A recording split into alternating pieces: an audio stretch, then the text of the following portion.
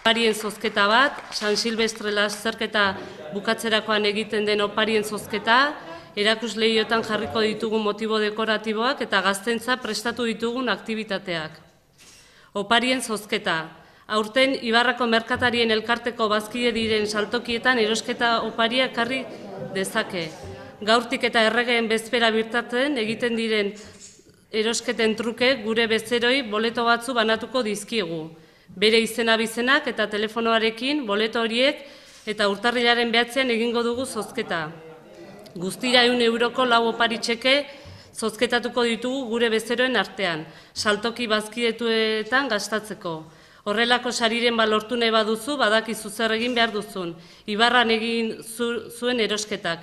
Hemen ditut aurten erabiliko ditugun kartelak eta boletoak. San Silvestre lasterketako opariak azken urte hauetan egin duten bezala, abenduan 31ean ospatzen den lasterketa honetan, parte hartzen duten guztien artean opariak zozketatuko ditugu. Saltoki bazkidetu bakoitzak opari bat jarriko du zozketarako. Eta lasterketa amaitzerakoan partaide guztien artean zozketatuko dira opari hauek. Abenduaren 20 eta 27ean, biak larunbatak, 11etatik ordu bata ordutegian eta polikiroldegian ipotxen zirkoa ikuskizuna izango dugu, bertan ipotxek malabarak eta zirkoko jolas desberdinak erakutsiko dizkizue bertaratzen zareten guztioi. Abenduan 29ean, astelena, 11etatik ordu batea ordutegian, sendiekintza elkartearen egoitzan 4 eta 10 urte bitarteko umentzat tailer eta jolas desberdinak antolatuko ditugu.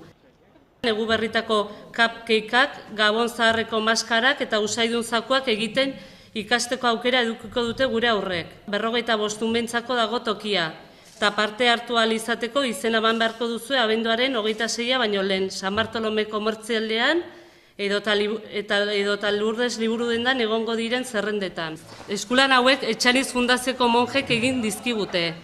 Hemendik gure eskerri beroenak eman nahi dizkigu Ibarrako Karitateko alaben kongregazioari eta batez ere bertako ama nagusiari, Sor Doloresi, eta eskulanak errealitate bihurtu dituen lekamieari, Sor Maria Kurtori. Badakizue udalak urte asko daramatzala energi kontsumoa aurreztu eta kutsadura aluminikoa murrizteko ahaleginean.